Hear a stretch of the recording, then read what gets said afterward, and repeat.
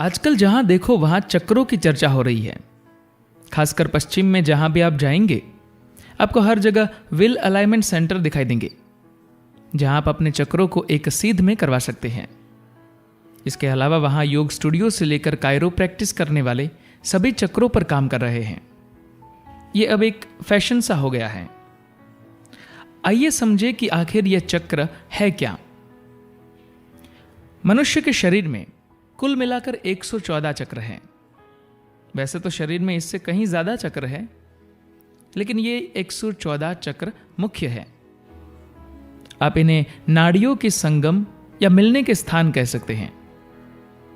ये संगम हमेशा त्रिकोण की शक्ल में होते हैं। वैसे तो चक्र का मतलब पहिया या गोलाकार होता है। चूंकि इसका संबंध शरीर में एक आयाम से दूसरे आयाम की ओर गति से है, इसलिए इसे चक्र कहते हैं, पर वास्तव में यह एक त्रिकोण है।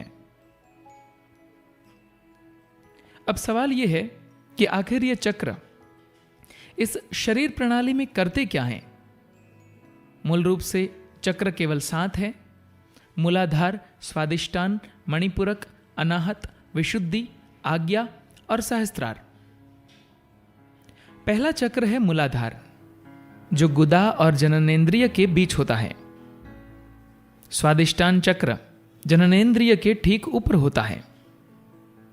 मणिपुरक चक्र नाभि के नीचे होता है। अनाहत चक्र हृदय के स्थन में पसलियों के मिलने वाली जगह के ठीक नीचे होता है। विशुद्धि चक्र कंठ के गड्ढे में होता है। आज्ञा चक्र दोनों भवों के बीच होता है, जबकि सहस्त्रार चक्र, जिसे ब्रह्मरंध्र चक्र भी कहते हैं, सिर के सबसे ऊपरी जगह पर होता है, जहां नवजात बच्चे के सिर में ऊपर सबसे कोमल जगह होती है। हम चक्रों को ऊपर वाले और नीचे वाले चक्र कह सकते हैं, लेकिन ऐसी भाषा के प्रयोग से अक्सर गलतफहमी पैदा हो जाती है। यह एक इमारत की नींव और छत की तुलना करने जैसा है। छत कभी नींव से ज्यादा महत्वपूर्ण नहीं होती। किसी भी इमारत की नींव उसका मुख्य आधार होती है, छत नहीं। इमारत की मजबूती और वह कितना टिकाऊ होगी, यह सब उसकी नींव पर निर्भर करता है, न कि छत पर। लेकिन जब हम बात करते हैं तो कहते हैं कि छत ऊपर और नींव नीचे है। मगर आपकी ऊर्जा मूलाधार में प्रबल है, तो आपके जीवन में भोजन और निद्रा का सबसे प्रमुख स्थान होगा। वैसे चक्रों के एक से ज्यादा आयाम होते हैं। चक्रों का एक आयाम तो उनका भौतिक अस्तित्व है, लेकिन उनके आध्यात्मिक आयाम भी होते हैं। इसका मतलब है कि उनको पूरी तरह से रूपांतरित किया जा सकता है।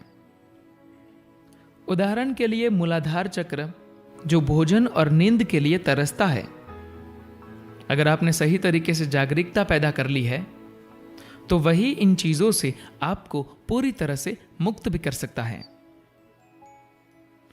दूसरा चक्र है स्वादिष्टान। अगर आपकी ऊर्जा स्वादिष्टान में सक्रिय है, तो आपके जीवन में आमोद प्रमोद की प्रधानता होगी। आप भौतिक सुखों का भरपूर मजा लेने की फिराक में रहेंगे। आप जीवन में हर चीज का लुत्फ उठाएंगे। अगर आपकी ऊर्जा मणिपुरक में सक्रिय है, तो आप कर्मयोगी होंगे। आप दुनिया में हर तरह का काम करने को तैयार रहेंगे। ऊर्जा अनाहत में सक्रिय है, तो आप एक सृजनशील व्यक्ति होंगे। इसी तरह से आपकी ऊर्जा अगर विशुद्धि में सक्रिय है, तो आप अति शक्तिशाली होंगे। अगर आपकी ऊर्जा आज्ञा में सक्रिय है, या आप आज्ञा तक पहुंच गए हैं, तो इसका मतलब है कि बौद्धिक स्तर पर आपने सिद्धि पाली है। बौद्धिक सिद्धि आपको शांति देती है। आपके अनुभव में यह भले ही वास्तविक न हो, लेकिन जो बौद्धिक सिद्धि आपको हासिल हुई है, वह आप में एक स्थिरता और शांति लाती है। आपके आसपास चाहे कुछ भी हो रहा हो या कैसी भी परिस्थितियां हो, उसे कोई फर्क नहीं पड़ेगा। एक बार इंसान की ऊर्जा सहस्त्रार तक पहुंच जाती है तो वह पागलों की तरह परम आनंद में झूमता है। अगर आप बिना किसी कारण ही आनंद में झूमते हैं तो इसका मतलब है कि आपकी ऊर्जा ने उस चरम शिखर को छू लिया है। दरअसल किसी भी आध्यात्मिक यात्रा को हम मूलाधार से सहस्त्रार की यात्रा कह सकते हैं। ये एक आयाम से दूसरे आयाम में विकास की यात्रा है। इसमें तीव्रता के 7 अलग अलग स्तर होते हैं। आपकी ऊर्जा को मूलाधार से आज्ञा चक्र तक ले जाने के लिए कई तरह की आध्यात्मिक प्रक्रियाएं और साधनाएं हैं, लेकिन आज्ञा से सहस्त्रार तक जाने के लिए कोई रास्ता नहीं है, कोई भी एक खास तरीका नहीं है। आपको या तो छलांग लगानी पड़ती है या फिर आपको उस गड्ढे में गिरना पड़ता है जो अथाह है, जिसका कोई तल नहीं होता। इसे ही ऊपर की ओर गिरना कहते हैं। योग में कहा जाता है कि जब तक आप में ऊपर की ओर गिरने की ललक नहीं है तब तक आप वहां पहुंच नहीं सकते। धन्यवाद।